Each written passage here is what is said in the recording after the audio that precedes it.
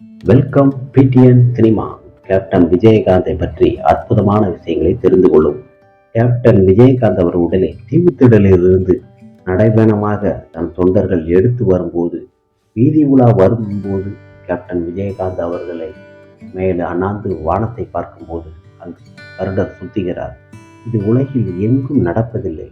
தேர் திருவிழா சுற்றி வரும்போது அந்த கர்க பகவான் சுற்றி வருவார். அந்த கடவுளை 3 சுற்று சுற்றி வருவார்.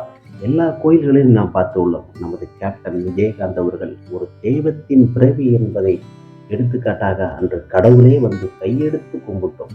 நிறைய பேர் பார்த்துருப்பீங்க, டிவிலையும் சரி லைவாகவும். தன் அறியாமையை கையெடுத்து வணங்கும் அளவுக்கு நமக்கு ஒரு தெய்வ செயலாக கிடைச்சி விட்டார். நம் கேப்டன் செய்த தான தர்மத்திற்கு அவர் நமக்கு கடவுளாகவே ஆகிவிட்டார். அப்படி ஒரு நல்ல மனிதர். அந்த மனிதர் உடலை எடுத்துக்கொண்டு அங்கு வைக்கும் வரை அங்கு சுற்றியே அப்படியே தெரிந்ததை பார்த்தவுடனே எல்லாரும் நினைப்பீங்க, கோயில்களில் தான் இந்த மாதிரி செயல்கள்லாம் நடைபெறும். ஆனால் நமது கேப்டன் விஜயகாந்த் அவர்களுக்கு உலகிலே நடந்த இதுபோல எந்த ஒரு நடிகருக்கும் எந்த மனிதருக்கும் நடக்காத ஒரு தெய்வ செயல் நமது கேப்டன் விஜயகாந்த் அவர்களுக்கு நடந்தது. நமக்கு மிக சந்தோஷமாக இருக்கிறது. அவர் நம்முடன் தான் இருக்கிறார். அவர் நம் கடவுள் போலதான். அவரை போல ஒரு நல்ல மனிதன் இனி நமக்கு கிடைப்பதில்லை. அவர் ஒரு கர்ணன். நமக்கு கடவுளாக இருந்து நம் மக்களை காப்பாற்றுவார். சாப்பிட்டியா என்று கேட்கிற குணம்தான் அந்த ஒரு நல்ல மனிதனின் குணம்.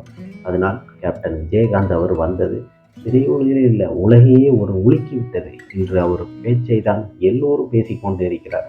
எந்த ஒரு இதாக இருந்தாலும் கேப்டன் விஜயகாந்த் அவரை போல ஒரு மனிதன் வாழ்ந்ததா சரித்திரமே இல்லை. இப்படி ஒரு மனிதனா என்று சாப்பாடு போட்டு அளவு பார்க்கும் கூடும் ஒரு நல்ல மனிதன் யாரென்றால் புரட்சி கலைஞர் விஜயகாந்த் அவர் தான்.